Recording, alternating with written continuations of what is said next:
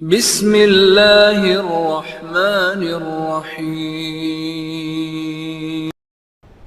برادران اسلام، دینی اور ملی بھائیوں، نوجوان دوستوں، احباب اور بزرگوں، قابل احترام ماں اور بہنوں، عزیز بچوں، اللہ تبارک و تعالیٰ کے فضل و کرم سے، اس کی توفیق سے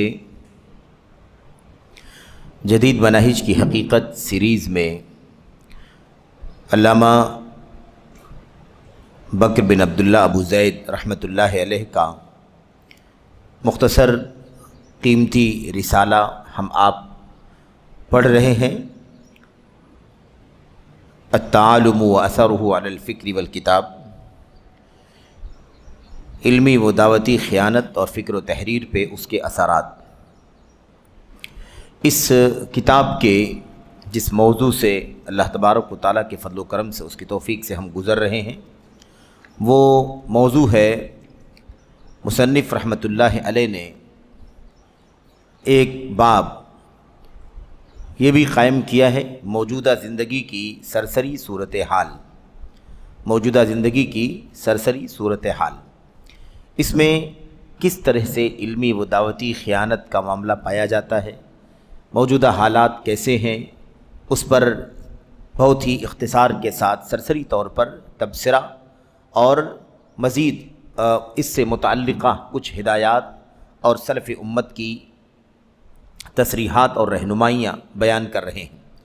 ہم نے آپ نے اس سے پہلے کے آخری حلقے میں جو باتیں پڑھی ہیں، اس میں یہ باتیں آئی تھیں کہ علم کسے کہتے ہیں، علم کیا ہے، اور اس سلسلے میں امام شعبی رحمۃ اللہ علیہ کا، ایسے ہی امام اوزاعی رحمۃ اللہ علیہ کا قول ہمارے سامنے آیا۔ امام شعبی رحمۃ اللہ علیہ نے فرمایا تھا کہ ما حدثوک عن اصحاب محمد صلی اللہ علیہ وسلم فشد علیہ یدیک وما حدثوک بہ من رأیہم فبل علیہ، یعنی یہ بات آئی تھی کہ جو کچھ لوگ اللہ کے نبی محمد الرسول اللہ صلی اللہ علیہ وسلم کے صحابہ سے ان کے واسطے سے بیان کریں، اسے اپنے ہاتھوں سے مضبوطی سے پکڑ لو، یعنی اسے مضبوطی سے اپنا لو، اسے اپنا دستور بنا لو اور اسی پر کاربند ہو جاؤ، عمل پیرا ہو جاؤ۔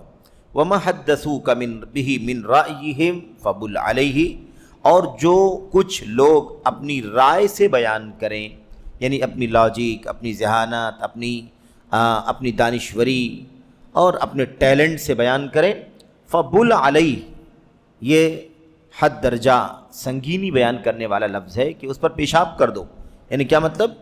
اس کی تردید اور مذمت کے لیے یہ لفظ امام شعبی رحمۃ اللہ علیہ نے استعمال فرمایا۔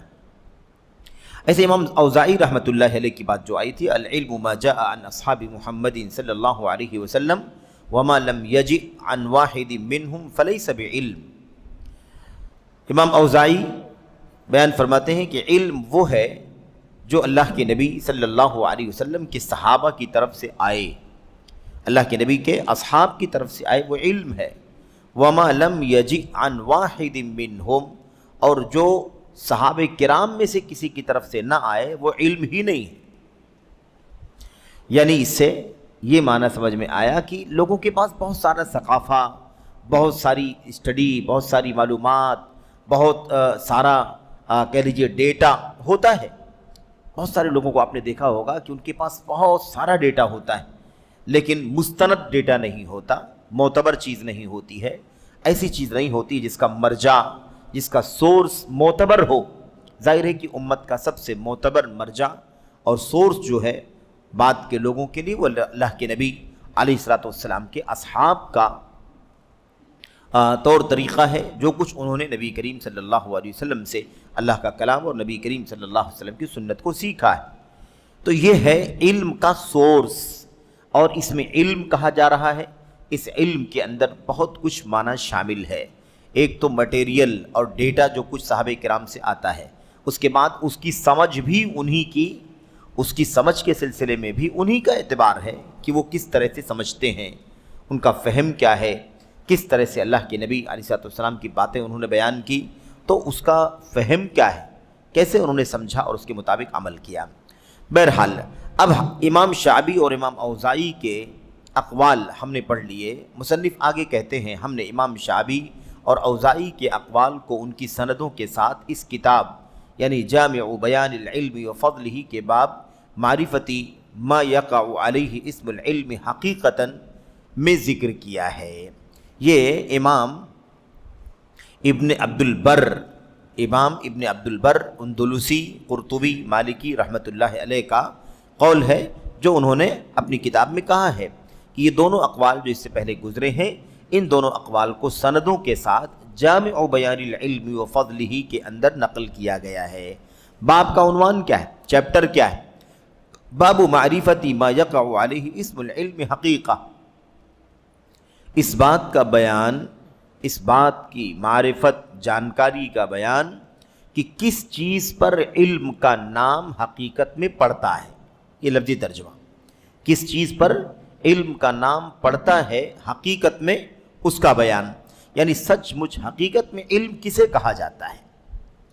اب آپ دیکھیے آج علم کا معنی لوگوں نے کیا سمجھ رکھا ہے۔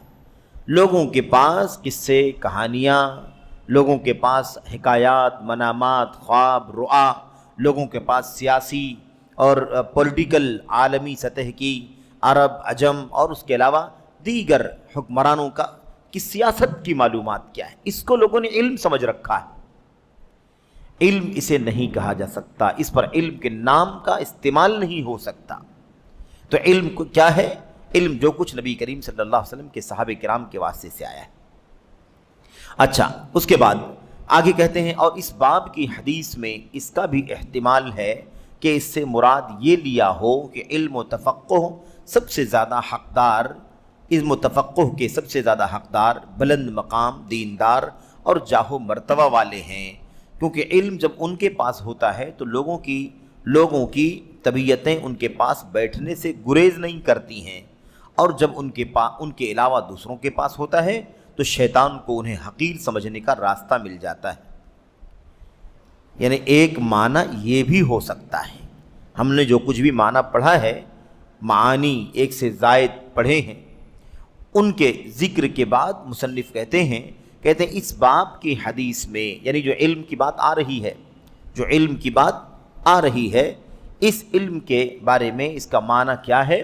کہتے اس بات کا بھی احتمال ہے، یعنی اس کا بھی چانس ہے، یہ معنی بھی ہو سکتا ہے کہ اس سے مراد یہ ہو کہ علم و تفقہ کے سب سے زیادہ حقدار بلند مقام، دیندار اور جاہ و مرتبہ والے ہیں۔ کیا مطلب؟ ایسے تو آگے اور اقوال آ رہے ہیں جس میں یہ بات اور زیادہ کلیئر ہوگی، واضح ہوگی۔ بتانا مقصود یہ ہے، کیا کہا؟ بلند مقام، دیندار اور جاہ و مرتبہ والے، یہ ہے۔ اب بہت سارے ایسے لوگ جو بالکل عوام ہیں، عوام جن کے پاس کوئی تہذیب نہیں، کوئی سوجھ بوجھ نہیں، کوئی اخلاق نہیں، کوئی تربیت نہیں، ایسے ہی بعض ایسے لوگ ہیں جن کا ذکر آگے آ رہا ہے، جن کو رعاع کہا گیا۔ رعاع مطلب عوام کی، پبلک کی، لوگوں کے بیچ کی وہ تعداد جو بالکل ہی ناسمجھ ہوتی ہے، جو بالکل ہی ناسمجھ اور الہڑ قسم کی ہوتی ہے، ان کو رعاع کہا گیا ہے۔ اقوال میں، سلف کے اقوال میں ہمج کہا گیا ہے۔ ایسے لوگ بھی اس کے اندر شامل ہیں جو کھیتی باڑی وغیرہ سے تعلق رکھتے ہوں اور ان کی کوئی حیثیت نہ ہو، ان کا کوئی مقام نہ ہو، اس قسم کے لوگ اگر ان کے پاس علم آ جائے تو لوگوں کے یہاں ان کی کوئی قیمت نہیں ہوگی، لوگوں کے یہاں ان کی کوئی قیمت نہیں ہوگی۔ کہتے ہیں ایک معنی یہ بھی ہو سکتا ہے حدیث کا، کیونکہ حدیث میں کیا کہا گیا؟ علم بڑوں سے، علم چھوٹوں سے، اصاغر سے، اکابر سے۔ تو یہ اصاغر اکابر کا معنی ہی بیان کیا جا رہا ہے کہ بڑوں سے جب علم لیا جائے گا تو امت میں خیر ہوگا، بھلائی ہوگی، اور اصاغر سے لیا جائے گا تو اصاغر سے کون کون لوگ مراد ہیں؟ یہ باتیں ہم لوگوں نے پڑھی ہیں، 2-3 اس سلسلے میں اقوال جو آ چکے ہیں۔ تو کہتے ہیں کہ جب علم ان کے پاس ہوتا ہے، یعنی دیندار لوگوں کے پاس، جن کی زندگی میں دین ہے، جن کا سماج کے اندر وقار ہے، جن کا سماج کے اندر وقار ہے، یعنی لوگ ان کی باتوں کو اہمیت دیتے ہیں، لوگ ان کو سماج کے اندر اپنے لیے بڑا سمجھتے ہیں، کسی رائے مشورے کے لیے، کسی پنچایت کے کسی مسئلے کو سلجھانے کے لیے ان سے رجوع کرتے ہیں۔ اگر اس قسم کے لوگ ہوں، یا ایسے ہی جاہ و مرتبہ والے، یعنی جن کا مقام ہی اونچا ہو، اگر ایسے لوگوں کے پاس علم ہوتا ہے تو لوگوں کی طبیعتیں ان کے پاس بیٹھنے سے گریز نہیں کرتی ہیں، کیونکہ وہ لوگ مہذب ہیں، ایک معیار اور ایک اسٹیٹس والے لوگ ہیں، جن کی باتوں کا وقار ہے، جن کی باتوں کا وزن ہے، جن کے سمجھانے بجھانے سے لوگ مان جائیں گے۔ آپ دیکھیے بعض لوگ ایسے ہوتے ہیں کہ وہ سماج میں اگر کسی کو رائے دیں، کچھ سمجھائیں بجھائیں، تو چونکہ ان کی حیثیت سماجی اعتبار سے اتنی گری ہوئی ہے کہ ان کی باتوں کو لوگ سننا بھی نہیں چاہتے۔ تو یہ کہہ رہے ہیں کہ ایک معنی یہ بھی ہو سکتا ہے کہ لوگوں کے یہاں یہ چیز پائی جاتی ہے، تو اونچے لوگوں کے پاس، دین داروں کے پاس اور ایسے ہی مقام والوں کے پاس جب علم ہوگا تو لوگ ان کے پاس بیٹھنے سے کترائیں گے نہیں، گریز نہیں کریں گی طبیعتیں، اور جب ان کے علاوہ دوسروں کے پاس ہوتا ہے تو شیطان کو انہیں حقیر سمجھنے کا راستہ مل جاتا ہے۔ ابھی آپ دیکھیں نبی کریم صلی اللہ علیہ وسلم کی شخصیت، آپ کی ذات طیبہ مبارکہ، مشرکین مکہ نے کیا کہا؟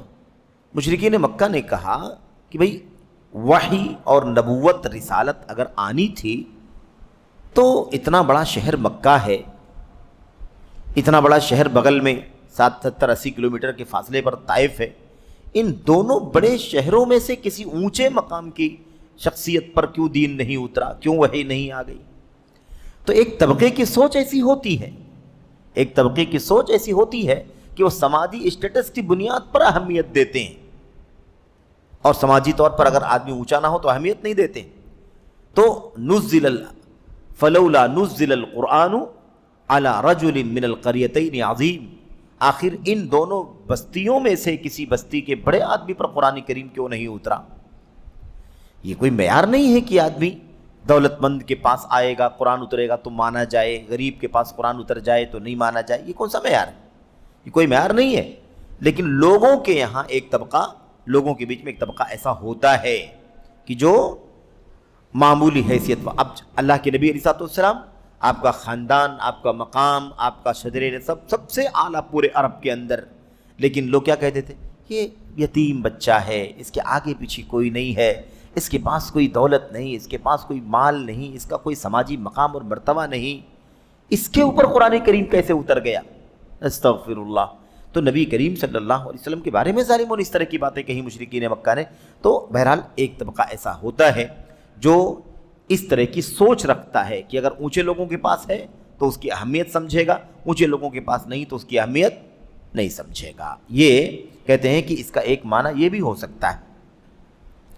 اچھا، تو شیطان کو اگر دوسروں کے پاس ہوتا ہے علم تو شیطان کو انہیں حقیر سمجھنے کا راستہ مل جاتا ہے، اور وہ لوگوں کے دلوں میں جہالت پر راضی رہنے کا رجحان پیدا کر دیتا ہے کہ بھئی جاؤ ہی مت۔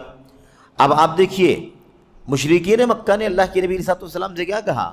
ہم آپ کی مجلس میں آئیں گے، آپ کی بات سنیں گے، آپ جو قرآن پڑھ کے سناتے ہیں، تلاوت کرتے ہیں، ہم سب سنیں گے، لیکن ایک شرط ہے کہ آپ کی مجلس میں ان فقیروں کو، ان سماج کی کمزوروں کو، غریبوں کو، جن کی کوئی حیثیت سماج کی نظر میں نہیں ہے، ایسے لوگوں کو آپ مجلس سے باہر نکال دیں۔ ہمارا وقار ختم ہوتا ہے، ہماری ویلو جاتی ہے، ہم اتنے اونچے لوگ ہیں، ان کے ساتھ کیوں بیٹھیں؟ تو کہنے کا مطلب یہ ہے کہ ایک طبقہ ایسا بھی سوچتا ہے، کیا کہتے ہیں، اور وہ لوگوں کے دلوں میں جہالت پر راضی رہنے کا رجحان پیدا کر دیتا ہے۔ یعنی یہ رجحان پیدا کر دیتا ہے کہ بھئی ان لوگوں کے ساتھ بیٹھنے سے تو بہتر ہے کہ جاہلی بنے رہیں، کیونکہ ہمارا وقار خراب ہوگا، ہماری حیثیت بگڑ جائے گی۔ اس طرح کے لوگ بھی ہوتے ہیں، اس طرح کا رجحان شیطان ان کے دلوں میں پیدا کرتا ہے کہ بھئی جاہل رہیں گے چلے گا، لیکن ہم اپنا وقار خراب نہیں کریں گے، تاکہ انہیں بے حسب و نسب غیر دینداروں کے پاس آنے جانے کی نوبت نہ آئے۔ ایسا طبقہ رہتا ہے، اور آپ نے اسے قیامت کی نشانیوں اور علم اٹھا لیے جانے کے اسباب میں سے ایک سبب قرار دیا ہے۔ اللہ کے نبی علیہ السلام نے ایک سبب قرار دیا ہے کہ قیامت کی نشانیوں میں سے ایک نشانی ہے اور علم اٹھا لیے جانے کا ایک سبب ہے۔ اللہ ہی بہتر جانتا ہے کہ عمر رضی اللہ تعالی عنہ نے اپنے اس قول سے کیا مراد لیا ہے۔ کیا ہے قول؟ یہ دیکھیے، فرماتے ہیں عمر بن خطاب رضی اللہ تعالی عنہ، فقد ساد بالعلم قدیما الصغیر والکبیر ورفع اللہ عز وجل به درجات من احب۔ عمر بن خطاب رضی اللہ تعالیٰ عنہ کہتے ہیں فقد ساد بالعلم قدیما، کہتے ہیں کیا ہے، علم کی بنا پر قدیم زمانے میں چھوٹا بڑا آدمی سرداری حاصل کر چکا ہے۔ بھئی چھوٹا ہو یا بڑا ہو، پہلے زمانے میں جس کے پاس علم آیا وہ کیا ہو گیا؟ سردار ہو گیا۔ پہلے زمانے میں، ماضی میں، چھوٹا ہو بڑا ہو، علم کی بنیاد پر اسے بلندی، سرداری اور بڑا مقام ملا۔ اور کیا ورفع اللہ عز وجل بہ درجات من احب، اور اسی علم کے ذریعے سے اللہ تبارک و تعالیٰ نے ان لوگوں کا درجہ بڑھا دیا، بلند کر دیا جس کو اللہ تبارک و تعالیٰ نے چاہا، جس کو اللہ تبارک و تعالیٰ نے چاہا۔ اب اس میں دو باتیں ہیں، ایک پہلا جو جملہ ہے اس میں کیا ہے؟ سادہ، سیادت یعنی سرداری، اور اگلے جملے میں کیا ہے؟ اللہ تعالیٰ کا درجہ بلند کرنا۔ تو ایک جملے سے، پہلے جملے سے بات سمجھ میں آتی ہے کہ یہ دنیاوی سرداری، دنیا میں حیثیت، دنیا میں مقام، دنیا میں ہے نا بلندی، بڑے بڑے عہدے، مناصب، مثال کے طور پر، اور اللہ تبارک و تعالیٰ نے اس علم کے ذریعے سے ان لوگوں کا درجہ بلند کر دیا جن کو اللہ نے پسند کیا، جو اللہ کی نظر میں محبوب تھے، اللہ تبارک و تعالیٰ نے جنہیں چاہا انہیں علم عطا فرما کر، علم دے کر ان کا درجہ بلند کر دیا۔ اب یہ تو ہے اس کا ترجمہ ہے۔ عمر بن خطاب رضی اللہ تعالیٰ عنہ کا یہ قول ہمیں بتلاتا ہے کہ بہرحال چاہے وہ سرداری ہو دنیا کی یا اللہ تبارک و تعالیٰ کے ہاں درجہ بلند ہونے کا مسئلہ ہو، یہ کس کی بنیاد پر ہے؟ علم کی بنیاد پر ہے، علم کی بنیاد پر ہے۔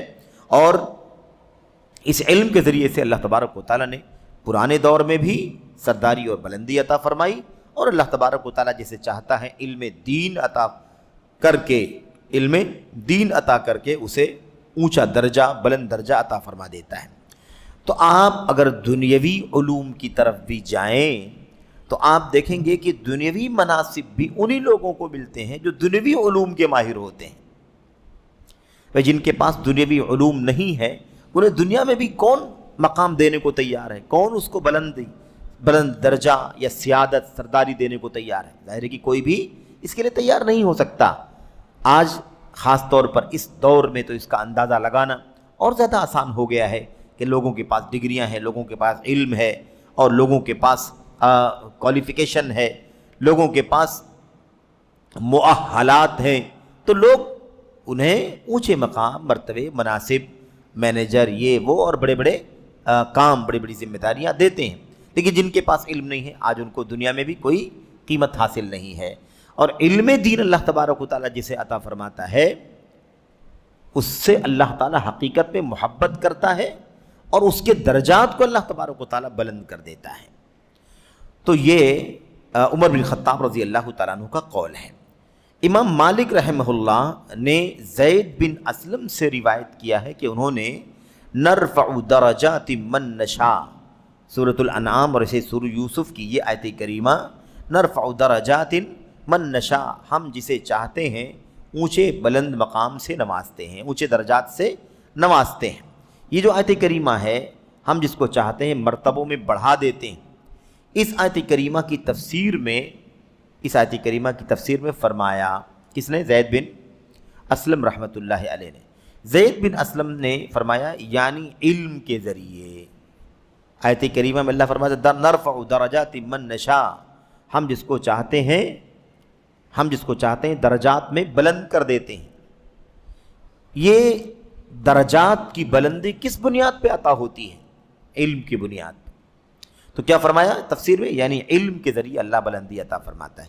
تو یہ آپ سوچیں کہ ایسے تو کوئی بھی آدمی اس آیت کریمہ کو پڑھے تو وہ سوچے گا کہ ہم جسے چاہتے ہیں درجات میں بلندی عطا فرما دیتے ہیں۔ اس کا معنی ہر آدمی اپنے حساب سے لے لے گا کہ اللہ تبارک و تعالیٰ کے ہاتھ میں، اس نے مجھے دنیا میں یہ منصب دے دیا، مجھے دولت میں اونچا مقام دے دیا، مجھے سماج میں اونچا مقام دے دیا، مجھے عہدے اور مناصب اور بڑے بڑے ہے نا بڑی بڑی ذمہ داریوں سے اللہ تبارک و تعالیٰ نے ہمیں وابستہ ہو کر بلند کر دیا. اس طرح سے بھی لوگ سوچ سکتے ہیں، لیکن صحیح معنی حقیقت میں یہ ہے کہ اللہ تبارک و تعالیٰ یہ فرمانا چاہتا ہے کہ ہم جس کو چاہتے ہیں اپنے بندوں میں سے اسے دین کا علم عطا فرما کر اسے اونچائی اور درجات کی بلندی عطا فرما دیتے ہیں. تو یہ زید بن اسلم رحمۃ اللہ علیہ کی تفسیر ہے. آگے اس روایت کو یہاں پر ذکر کر رہے ہیں جس روایت کا اشارہ انہوں نے کیا ہے. کہتے ہیں ہم سے خلف بن قاسم اور علی بن ابراہیم نے بیان کیا، انہوں نے کہا کہ ہم سے حسن بن رشیق نے بیان کیا، انہوں نے کہا ہم سے محمد بن رزین بن جامع نے بیان کیا، انہوں نے کہا ہم سے حارث بن مسکین نے بیان کیا، اور انہوں نے کہا کہ ہمیں ابن القاسم نے بتلایا. انہوں نے کہا کہ امام مالک بن انس رحمہ اللہ نے فرمایا میں نے زید بن اسلم کو آیت کریمہ نرفع درجات من نشاء، ہم جس کو چاہتے ہیں مرتبوں میں بڑھا دیتے ہیں کے بارے میں فرماتے ہوئے سنا. اللہ تعالیٰ جسے چاہتا ہے علم کے ذریعے اس دنیا میں بلندی عطا فرماتا ہے. تو خلاصہ کیا ہے؟ خلاصہ کلام یہ ہے کہ علم کے ذریعے اللہ تبارک و تعالیٰ جسے چاہتا ہے بلندی رفع درجات سے نوازتا ہے. تو آیت کریمہ میں اللہ تبارک و تعالیٰ نے جو رفع درجات بلندی درجات کا ذکر فرمایا اس کی وجہ ان اسلاف کی تفسیر سے یہ معلوم ہوئی کہ یہ بلندی درجات اللہ تعالیٰ علم دین کے ذریعے عطا فرماتا ہے. لیکن میرے بھائیوں، علم دین کے ذریعے بلندی عطا فرماتا ہے یہ ایک دم حتمی بات ہے. علم سے زیادہ کوئی بھی چیز انسان کو بلندی پر نہیں لے جا سکتی. انسانی طبقات میں سب سے اونچا طبقہ اللہ تبارک و تعالیٰ کے یہاں انبیاء اور رسل علیہم السلام کا ہے. انبیاء اور رسل کا یہ مقام اللہ عز و جل کے یہاں دنیا والوں کی نظر میں جو اللہ تعالیٰ نے باور کرایا، یہ بلندی کیوں عطا ہوئی؟ انبیاء کا رسول کا مقام سب سے اونچا دنیا میں کیوں ہے؟ اس لیے اللہ کے ہاں تو ہے ہی، آخرت میں تو رہے گا ہی. دنیا میں اپنے بندوں میں سب سے اونچا مقام جس کو عطا فرمایا اللہ تعالیٰ نے وہ یہ انبیاء اور رسول ہیں. وجہ کیا ہے؟ وجہ یہ ہے کہ انہیں علم ہے عن اللہ تبارک و تعالیٰ کی جانب سے جو علم ہے اس علم کے وہ جاننے والے ہیں. اللہ نے انہیں علم عطا فرما دیا ہے اور پھر اسی علم کو پہنچانے کے منصب پر وہ فائز ہیں. المبلغون عن اللہ، انبیاء اور رسول علیہ السلام کا کام کیا ہے؟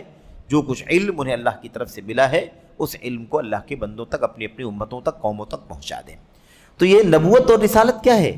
اصل میں علم ہے جو اللہ تبارک و تعالیٰ کی طرف سے عطا ہوا ہے، اور یہ علم کا سب سے اونچا مقام ہے جو اللہ عز و جل اپنے انبیاء اور رسول علیہ السلام کو عطا فرماتا ہے.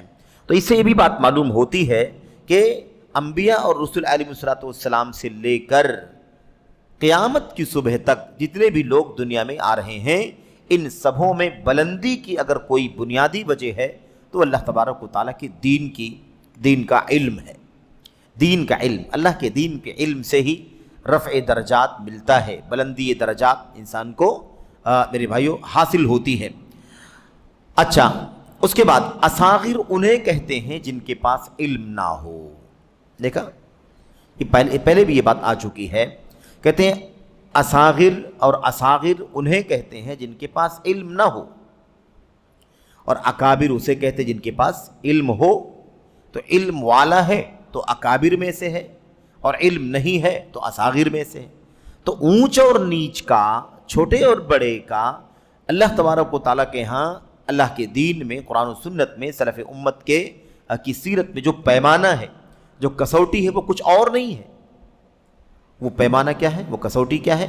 وہ کسوٹی، وہ پیمانہ یہی ہے کہ اللہ تبارک و تعالیٰ نے جس کو علم عطا فرمایا وہ بلند ہے، جس کو اللہ تعالیٰ نے علم نہیں عطا فرمایا وہ چھوٹا ہے.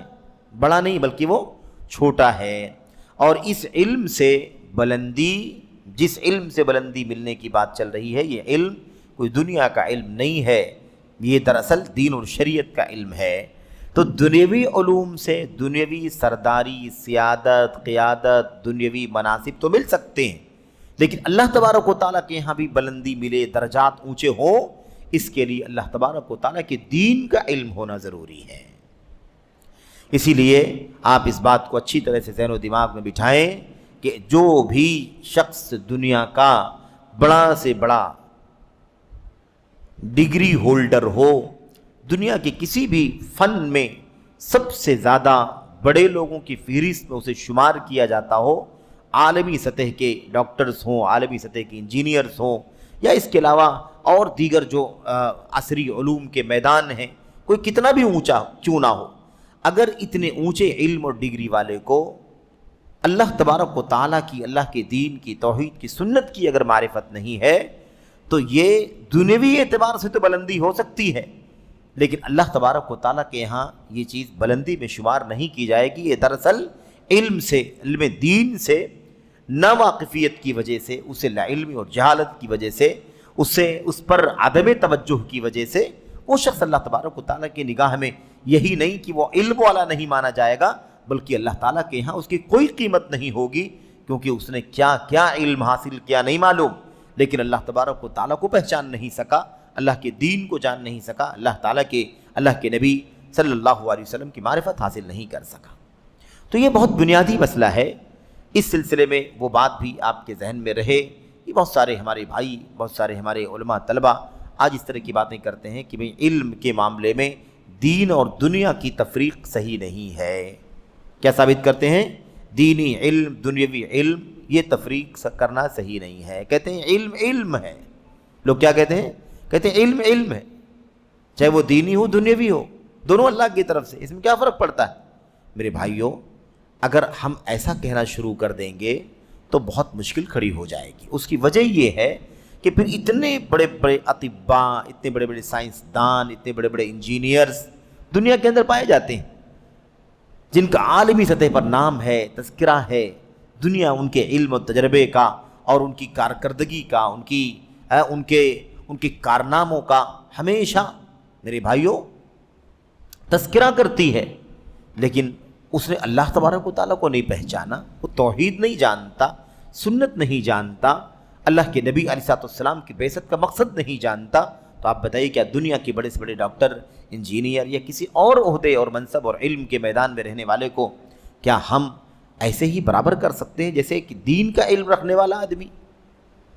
کون سا علم، کیسا علم جس نے اللہ کی پہچان نہیں کروائی، جس نے اللہ کے دین کی معرفت نہیں دی، جس نے اللہ کے نبی علیہ السلام کی معرفت سے دور رکھا، الحاد اور بے دینی کا ماحول پیدا کر دیا، یہ خطرناک ہے۔ پھر اس کے بعد میں کہتا ہوں کہ اگر علم حاصل کرنے والے، دنیوی علوم کی ڈگریاں لینے والوں کو دین کے علم کے برابر قرار دیا جائے گا تو پھر اس کا مطلب تو یہ نکلے گا کہ اللہ تبارک و تعالیٰ کی کتاب قرآن کریم کی آیات کے ایک حرف کو پڑھنے سے 10 نیکیاں ملتی ہیں۔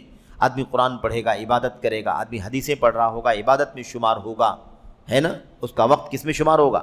عبادت میں۔ آدمی حلال حرام کا مذاکرہ کرے، فقہ کی کتابیں پڑھے، سیرت کی کتابیں پڑھے، اللہ کے دین کو سمجھنے کے لیے عربی زبان و ادب سیکھے، تاریخ اسلام اور اللہ کے نبی علیہ السلام کی سیرت اور صحابہ کرام کی زندگیوں کا مطالعہ کرے۔ یہ ساری چیزیں، ان تمام چیزوں کے لیے جو بھی وقت ہمارا آپ کا کسی کا لگے گا، اللہ تعالیٰ کے یہاں عبادت میں شمار ہوگا، اللہ تعالیٰ اس کے سیکنڈ منٹ کا اجر و ثواب اسے عطا فرمائے گا۔ کیا انجینئرنگ کرنے والے کو بھی ثواب ایسے ہی عطا فرمائے گا؟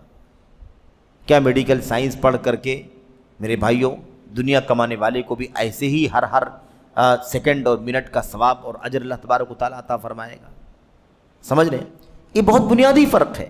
ہاں، یہ اور بات ہے کہ اللہ تبارک و تعالیٰ کے دین میں ایسے کسی علم سے کو سیکھنے، حاصل کرنے سے بالکل رکاوٹ نہیں ہے جو علم حلال ہو، انسان روزی روٹی کمانے کے لیے، دنیاوی ترقیات کے لیے سیکھے، حاصل کرے، اس کی ممانعت نہیں شریعت کے اندر، بس شرط یہ کہ وہ علم حلال ہو، جائز ہو، اور وہ علم انسان کو اللہ سے قریب نہ کرے تو دور نہ کرے،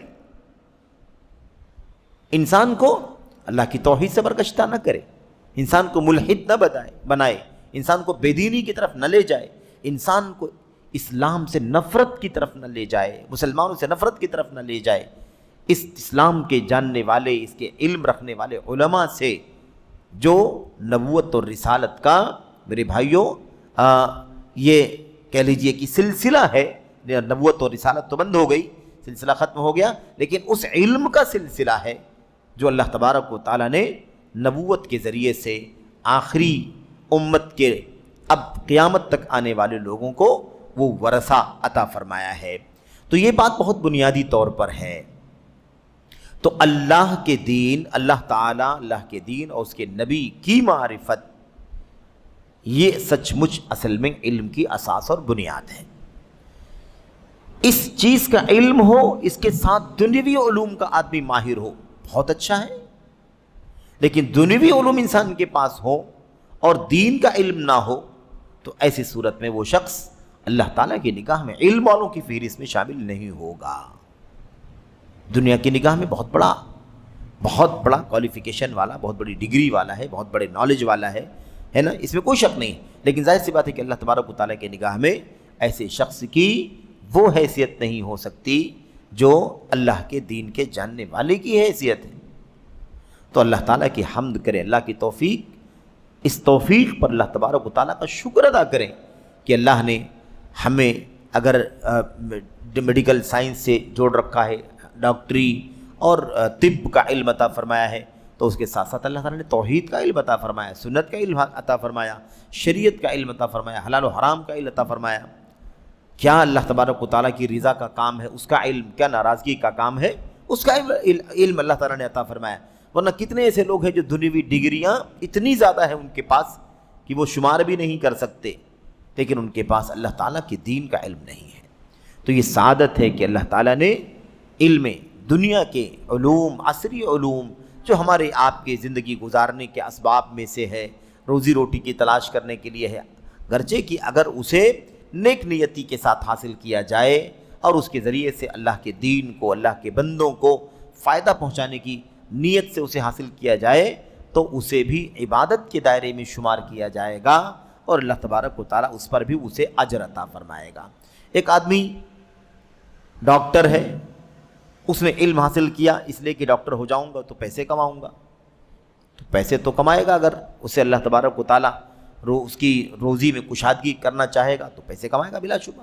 لیکن ایک آدمی اگر اس نیت سے ڈاکٹری اور طب کا علم حاصل کرے کہ میں اس کے ذریعے سے روزی روٹی بھی حاصل کروں گا اور اللہ تعالیٰ مجھے جو بھی توفیق عطا فرمائے گا میں اس میڈیکل سائنس طب کے ذریعے سے غربا، فقراء، مساکین، محتاجین اور جو سماج میں کمزور طبقے کے لوگ ہیں جن کے پاس مال نہیں، پیسے نہیں، میں ان کا اس علم کے ذریعے سے علاج بھی کروں گا اور مجھے اس کے بدلے میں پیسہ نہیں چاہیے بلکہ اللہ تبارک و تعالیٰ کے ہاں اجر و ثواب چاہیے۔ تو اس نیک نیتی کی وجہ سے وہ ایک دنیاوی علم ہے لیکن اس پر حکم کیا لگے گا؟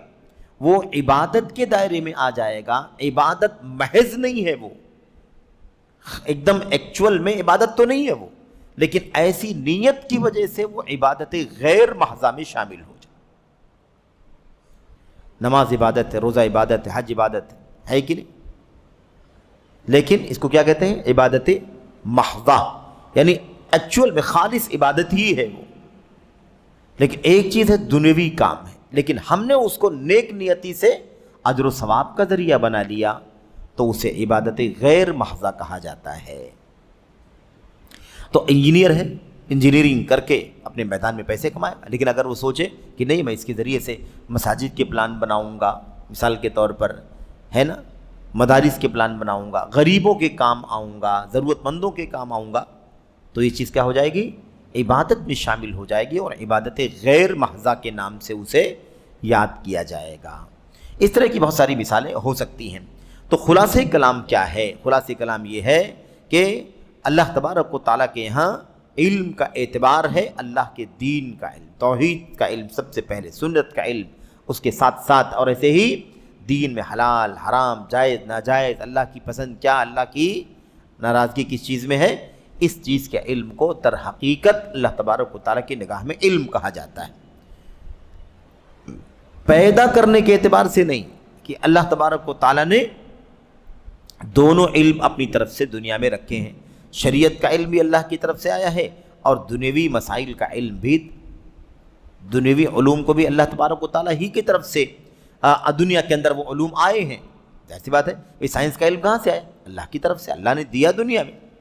انجینئرنگ کا علم کہاں سے آیا؟ اللہ تبارک و تعالیٰ نے دنیا میں اسے اتارا، اس کا علم لوگوں کو عطا فرمایا۔ تو اس اعتبار سے حکم نہیں لگے گا کہ شریعت کا علم بھی اللہ کی طرف سے آیا ہے اور انجینئرنگ کا علم بھی اللہ کی طرف سے آیا ہے، طب کا علم بھی اللہ کی طرف سے آیا ہے، اس لیے سب اللہ کی طرف سے آیا ہے، اس لیے سب ایک درجے میں، سب ایک درجے میں نہیں ہو سکتے۔ اللہ کی طرف ضرور آیا ہے، اللہ ہی سب کا خالق و مالک ہے کہ نہیں؟ لیکن اس کا مطلب تھوڑی نہ ہے کہ سب ایک درجے کے ہیں، سارے انسان ایک درجے میں نہیں، سارے فرشتے ایک درجے میں نہیں، سارے رسول ایک درجے میں نہیں۔ اس لیے اس بنیاد پر حکم نہیں لگایا جائے گا کہ دونوں اللہ کی طرف سے، اس لیے دونوں میں کوئی فرق نہیں ہے۔ جیسے قرآن پڑھنا ہے ویسے سائنس پڑھنا ہے، جیسے حدیث پڑھنا ہے ویسے جغرافی پڑھنا ہے، جیسے سیرت پڑھنا ہے ویسے مثال کے طور پر ہمیں دنیا کی تاریخ پڑھنی ہے، ہسٹری پڑھنی ہے۔ دونوں برابر کیسے ہو جائے گا؟ ایک آدمی لا ملک وطن عزیز کے کانسٹیٹیوشن میں جو بھی لا ہے، قانون ہے، اس کی کتاب کو پڑھتا ہے، اور ایک دین کا طالب علم شریعت کو پڑھتا ہے تاکہ وہ دین کے قانون اور اس کے نظام کو، سسٹم کو جانے۔ آپ بتائیے دونوں ایک درجے میں کیسے ہو سکتے ہیں؟ وہ اللہ کا قانون پڑھ رہا سیکھ رہا ہے اور یہ دنیوی قانون کو پڑھ رہا سیکھ رہا ہے، اس لیے دونوں کو خلط ملط نہیں کیا جائے گا۔ ہاں اس میں کوئی شک نہیں ہے کہ جو شخص دنیوی علوم حاصل کر رہا ہے، نیک نیتی اگر اس کی ہو اخلاص کے ساتھ کہ اس کے ذریعے سے اللہ تعالیٰ کے بندوں کے کام آئے گا اور اجر و ثواب بھی حاصل کرنے کی نیت ہو، تو اسے عبادت غیر محضہ میں ضرور شامل کیا جائے گا اور بندے کو اس کے نتیجے میں اللہ تعالیٰ کے یہاں اجر و ثواب ملے گا۔ تو یہ تھوڑی سی بات ضمناً آپ کے سامنے آ گئی۔ اس کے بعد کہتے ہیں اصاغر انہیں کہتے ہیں جن کے پاس علم نہ ہو۔ بہت موٹا قاعدہ ہے کہ جن کے پاس علم نہیں ہے وہ بڑے نہیں ہیں، وہ چھوٹے ہی ہیں۔ عمر میں بڑے ہوں، عمر میں چھوٹے ہوں، علم نہیں ہے تو وہ چھوٹے ہیں۔ علم، خالص علم، ٹھوس علم، قرآن کا، سنت کا، صحابہ کے ویژن کا، منہج کا، ہے نا، ان کے راستے کا، اس کا علم اگر ہے تو عمر چھوٹی ہے یا بڑی ہے؟ وہ چھوٹا نہیں ہے، پھر وہ کون ہے؟ وہ بڑا ہے۔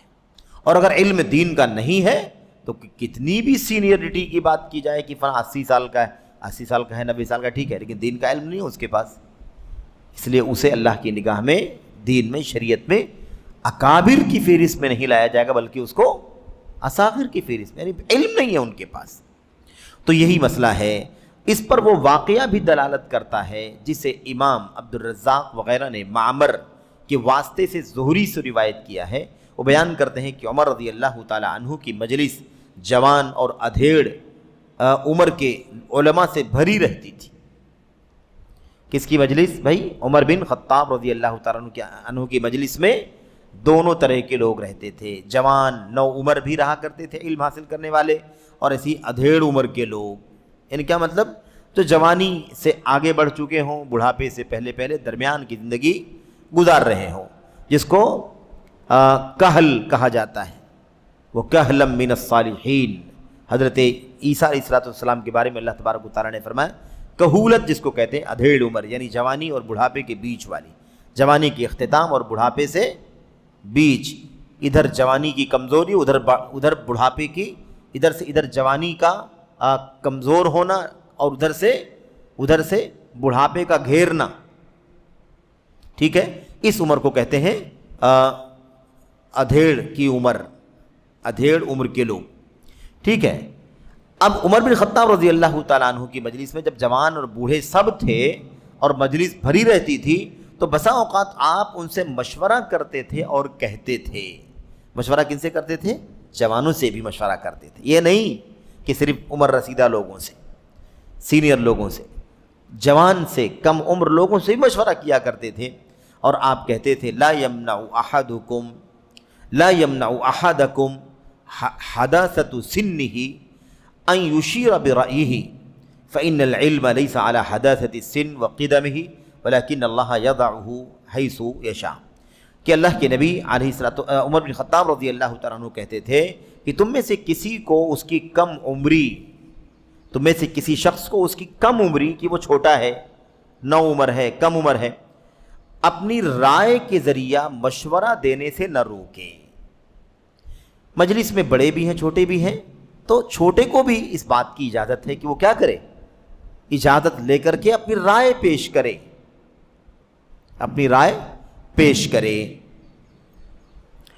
اس کے بعد کیا کہتے ہیں؟ اس لیے کہتے ہیں کہ کسی کو اس کی کم عمری اپنی رائے کے ذریعہ مشورہ دینے سے نہ روکے، کیونکہ علم کم عمری یا عمر رسیدہ ہونے پر موقوف نہیں ہے۔ یعنی علم اس پر ڈیپینڈ نہیں کرتا ہے کہ بڑی عمر کا ہوگا تو علم ہوگا، چھوٹی عمر کا ہوگا تو علم نہیں ہوگا، ایسی کوئی بات نہیں ہے۔ چھوٹے کے پاس بھی علم ہو سکتا ہے، شرط یہ ہے کہ علم ہو اس کے پاس، شرط یہ ہے کہ اس کے پاس علم ہو۔ تو کیونکہ کم عمری یا عمر رسیدہ ہونے، علم کم عمری یا عمر رسیدہ ہونے پر موقوف نہیں ہے۔ یعنی کیا مطلب؟ ایسا نہیں ہے کہ زیادہ عمر کا ہے تو اس کے پاس علم ہے اور چھوٹی عمر کا ہے تو اس کے پاس علم نہیں ہے۔ اللہ تعالیٰ جسے چاہتا ہے علم عطا فرماتا ہے، جسے چاہتا ہے علم عطا فرماتا ہے۔ اب یہ مسئلہ تو ہمارے سامنے آ گیا، اسی کے ساتھ ساتھ وہ واقعہ بھی یاد کریں عمر بن خطاب رضی اللہ تعالیٰ عنہ کی مجلس کا، وہ واقعہ جس میں ابن عباس رضی اللہ تعالیٰ عنہ کے مجلس میں لانے پر بعض عمر رسیدہ بزرگ ہے نا، عمر رسیدہ اونچے عمر والے صحابہ کرام کو اعتراض تھا۔ مثال کے طور پر وہ کہتے تھے کہ بڑوں کی مجلس میں کیوں چھوٹے بچے کو لاتے ہیں آپ؟ اگر ایسے ہی اگر آپ لائیں گے تو ہم میں سے ہر ایک کے پاس بہت سارے بچے ہیں، ہر آدمی اپنے اپنے بچے کو مجلس میں لے کر کے آ جائے گا۔ تو عمر بن خطاب رضی اللہ تعالیٰ عنہ نے اس ڈاؤٹ کا، اس شبہے کا ازالہ فرما دیا۔ آپ نے فرمایا کہ جس بچے کو ابن عباس کو مجلس میں لے کر کے آتا ہوں، اس کی عمر مت دیکھو، اس کا علم دیکھو، اس کی عمر مت دیکھو، اس کا علم دیکھو کہ اس کے پاس اللہ تعالیٰ نے علم کتنا عطا فرمایا۔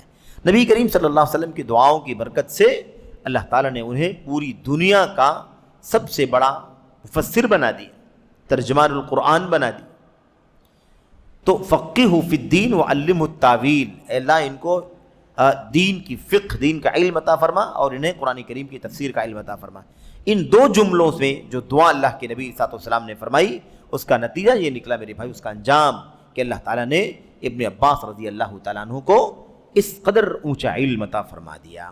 تو عمر بن خطاب رضی اللہ تعالیٰ عنہ نے اس بات کو لوگوں کے سامنے پیش کیا کہ تم یہ بات نہ کہو کہ میں ایک چھوٹے بچے کو کیوں لے کر کے آتا ہوں، آپ لوگ بھی لا سکتے ہیں، ایسا مت کہو۔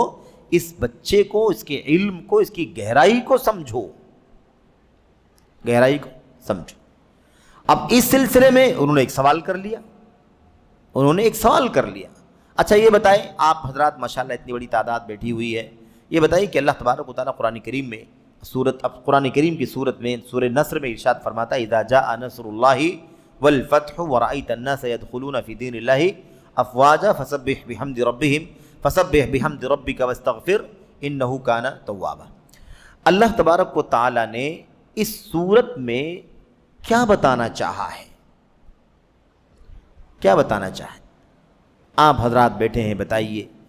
عمر بن خطاب نے صحابہ کرام کے بیچ میں یہ بات کہی، اب لوگ اپنی اپنی معلومات کے مطابق بتا رہے ہیں۔ اس میں بشارت ہے، اس میں خوشخبری ہے کہ اسلام غالب ہوگا، اللہ کی مدد آئے گی اور فتح ہوگا، دنیا کیا نام ہے اللہ تعالیٰ کی طرف سے فتح یعنی مضبوطی اور ہے نا کشادگی حاصل ہوگی، اور ایسے ہی اللہ تبارک و تعالیٰ کا دین دنیا میں غالب ہو جائے گا۔ لوگ ایک دو کر کے نہیں، پوری بڑی تعداد اسلام میں فوج در فوج داخل ہوگی۔ اللہ تبارک و تعالیٰ نے توبے کا، استغفار کا حکم، اس طرح کی باتیں لوگوں نے کہی، سب لوگوں نے جو باتیں کہیں اس کا خلاصہ یہی تھا۔ اب اخیر میں عمر بن خطاب رضی اللہ تعالیٰ عنہ نے ابن عباس رضی اللہ تعالیٰ عنہ کے بارے میں کہا اچھا ٹھیک ہے ابن عباس یہ بتاؤ کہ تم کیا کہتے ہو اس سورت کی تفسیر کے بارے میں، یہ سب تمہارے بڑے ہیں، انہوں نے اس مضمون، اس سورت کا معنی یہ بتایا ہے، لیکن کیا ابن عباس تم بھی یہی کہتے ہو؟ کہا نہیں۔ کہا پھر کیا کہتے ہو اس آیت کریمہ کی تفسیر میں، تمہیں کیا علم ہے؟ تو انہوں نے کہا کہ مسئلہ یہ نہیں ہے کہ اسلام کے غلبے کی بشارت ہے، اللہ کی مدد اور فتح آنے کی بات ہے، وہ تو یقیناً فتح کی بات اور اللہ تعالیٰ کے دین کے غالب ہو جانے اور مدد آ جانے کی بات تو طے ہے، لیکن یہ اس صورت کا مقصود اور حاصل نہیں ہے۔ اس صورت میں دراصل یہ پیغام ہے کہ نبی محترم صلی اللہ علیہ وسلم وفات پانے والے ہیں، ہم سے رخصت ہونے والے ہیں۔ اس لیے اللہ تبارک و تعالیٰ فرماتا ہے اذا جاء نصر اللہ والفتح، جب اللہ کی مدد آ جائے، فتح آ جائے، اور آپ لوگوں کو دیکھیں کہ فوج در فوج لوگ اسلام میں داخل ہو رہے ہیں، تو اب آپ اللہ کی حمد و ثنا کرتے ہوئے، اللہ تبارک و تعالیٰ سے استغفار کرتے ہوئے، استغفار گناہوں ہی کی بنیاد پر نہیں کیا جاتا، جو گناہوں سے پاک ہو چکے تھے وہ امت میں سب سے زیادہ استغفار کرتے تھے۔ نبی کریم صلی اللہ علیہ وسلم کے اگلے پچھلے گناہ معاف تھے کہ نہیں تھے؟ آپ کو بخشش مانگنے کی کہاں ضرورت، آپ کو اللہ سے معافی مانگنے کی کہاں ضرورت ہے جب گناہ ہی نہیں آپ کے اگلے پچھلے معاف کر دیے گئے؟ لیکن پھر بھی ایک ایک مجلس میں 100 مرتبہ اللہ کے نبی کہا کرتے تھے اللہم انی استغفرک واتوب الیک، اے اللہ میں تجھ سے بخشش کا سوال کرتا ہوں، تجھ سے توبہ کرتا ہوں، اللہم اغفر لی وتب علی، اے اللہ مجھے بخش دے، میری توبہ قبول فرما لے۔ صحابہ کرام کہتے ہیں کہ ہم ایک ایک مجلس میں سے ایک مجلس بیٹھ گئی آدھا گھنٹہ 1 گھنٹہ یا اس سے کم بیش 10 منٹ 15 منٹ، اللہ کے نبی صلی اللہ علیہ وسلم کی زبان سے 100 مرتبہ سنتے کہ اللہ کے نبی کہتے ہیں اللہ مجھے بخش دے، میری توبہ قبول فرما لے، اللہ تو مجھے بخش دے، میری توبہ قبول فرما لے۔ تو اللہ کے نبی صلی اللہ علیہ وسلم کو یہ کہا جا رہا ہے کہ جب اس طرح کے حالات آ جائیں، اسلام کو مدد مل جائے، فتح آ جائے، لوگ فوج دور فوج اسلام میں داخل ہونے لگے، تو آپ اپنے نبوت اور رسالت کے مشن کو سمجھنے کی مکمل کر چکے ہیں۔ اب آپ کو آخرت کی تیاری کرنی ہے۔ اس صورت میں اللہ کے نبی کی وفات کی طرف اشارہ کیا گیا ہے، اسی لیے ابن عباس ابو بکر صدیق رضی اللہ تعالیٰ عنہ نے اس صورت کے اترتے ہی رونا شروع کر دیا،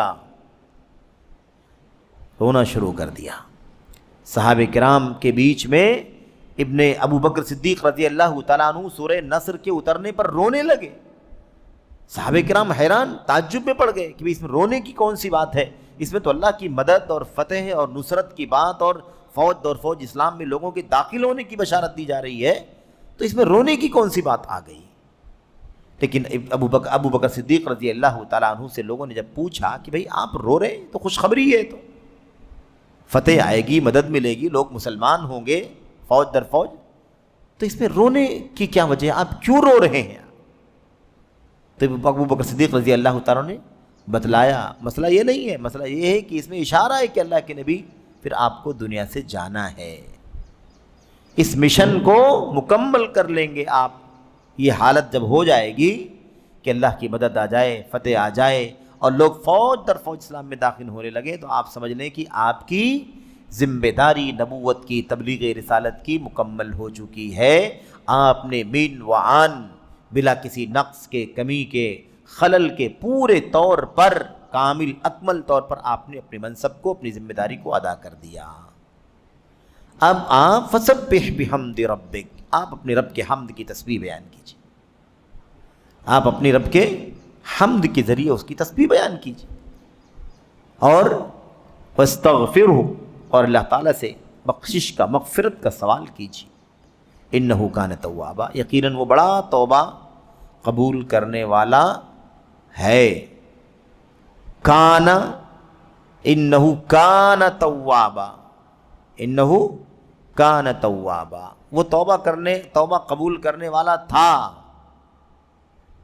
بعض یہ جو ورڈ ٹو ورڈ کی مصیبت آئی ہے نا امت کے اندر، اس کا ایک حصہ یہ بھی ہے کہ ہر چیز کو بالکل لفظی معنی جو ان کو معلوم ہے ڈکشنری سے، وہی ترجمہ کر کے قرآن کی آیت میں آگے بڑھ جاتے ہیں۔ قرآن کریم کوئی عربک لٹریچر کی کتاب ہے کیا؟ قرآن کریم کوئی عربی زبان سیکھنے کے لیے کوئی لٹریچر کی کتاب ہے، ادب کی کتاب ہے کیا؟ قرآن کریم ہدی للناس، پوری انسانیت کے لیے ہدایت بن کر کے اترنے والی کتاب، زندگی کا دستور ہے، رہتی دنیا تک ساری انسانیت کے لیے اللہ کی کتاب قرآن کریم زندگی کا دستور اور لائحہ عمل۔ تو اب اگر ورڈ ٹو ورڈ یا عربی زبان کے الفاظ کے معنی جان کر کے لوگ قرآن سمجھنے کی کوشش کریں گے تو وہ لٹریچر تو ضرور سمجھ جائیں گے، لیکن اللہ کا پیغام، اللہ کہنا کیا چاہتا ہے، اپنے بندوں سے بولنا کیا چاہتا ہے، اپنے بندوں سے چاہتا کیا ہے رب ذوالجلال، وہ نہیں جان پائیں گے۔ یہ بہت عجیب بیماری چل رہی میرے بھائیو ورڈ ٹو ورڈ کے نام پر، کہ اب کانا کا معنی بتلا دیا کہ کانا کا معنی ہوتا ہے تھا، بس کانا کا معنی تھا. تو اگر یہ کہا جائے اللہ تبارک و تعالیٰ انہ کانا توابا، اس کا معنی ہوگا اللہ تبارک و تعالیٰ بڑا توبہ قبول کرنے والا تھا. تو پہلے تھا اور آپ، ہماری توبہ قبول ہوگی کہ نہیں ہوگی بھائی؟ بات سمجھ میں آ رہی کہ نہیں آ رہی؟ اس طرح سے لوگ بات کرتے ہیں. لقد کان لکم فی رسول اللہ اسوۃ حسنہ، یقیناً تمہارے لیے رسول کریم صلی اللہ علیہ وسلم کی زندگی میں اچھا آئیڈیل تھا. اور اب اچھا نمونہ ہے کہ نہیں ہے؟ تو ایسے ہی کانا کا ترجمہ اگر ایسے ہی کریں گے جیسے لٹریچر اور عربک لینگویج کا ٹرانسلیشن کرتے ہیں تو اللہ کا پیغام نہیں سمجھیں گے اور گمراہی کے راستے میں، گمراہی کے دلدل میں پھنستے چلے جائیں گے. وَكَانَ اللَّهُ غَفُورًا رَحِيمًا، اللہ تبارک و تعالیٰ بڑا بخشنے والا، بڑا رحم کرنے والا تھا. اور اب کیا ہے یہ؟ اس طرح سے ترجمے نہیں ہوتے. یہ کوئی عربی زبان و ادب کی کتاب نہیں ہے، سمجھ رہے ہیں؟ بلکہ اللہ کا پیغام ہے، اللہ عز و جل کا کلام ہے، اللہ کا کلام، اللہ کی بات ہے. اللہ نے تکلم بہ، اللہ نے بات کیا. جیسے بات میں آواز ہوتی ہے، جیسے بات میں الفاظ ہوتے ہیں، بات میں سینٹنس ہوتے ہیں، بات میں الفابیٹس ہوتے ہیں. الفابیٹس کا مجموعہ الفاظ ہیں، الفاظ کے مجموعے سینٹنسز، جملے ہیں. یہ اللہ رب العالمین کا کلام ہے جس میں آواز بھی ہے اور جس کے اندر حروف اور الفاظ بھی ہیں. تو یہ لٹریچر کی کتاب نہیں ہے بلکہ یہ اللہ کا پیغام ہے. اس لیے اس کو سمجھنے کے لیے صرف عربی زبان کافی نہیں ہے. عربی زبان کے ما لہو ما علیہ پہلے جانے اور اس کے بعد اللہ کے کلام کی آیات کی تفسیر، اللہ کے کلام کی آیات سے، اللہ کے کلام کی آیات کی تفسیر نبی کریم صلی اللہ علیہ وسلم کی صحیح سنتوں سے، حدیثوں سے، اللہ کے کلام کی تفسیر حضرات صحابہ کرام اور ان کے بعد تابعین کی اقوال فرمودات کی روشنی میں. اس طرح سے اللہ تبارک و تعالیٰ کے کلام کی تفسیر ہوتی ہے. عربی ڈکشنری، ورڈز، میننگ اور فریزز کے ٹرانسلیشن سے قرآن کریم میں اللہ کا کیا پیغام ہے سمجھ میں نہیں آئے گا.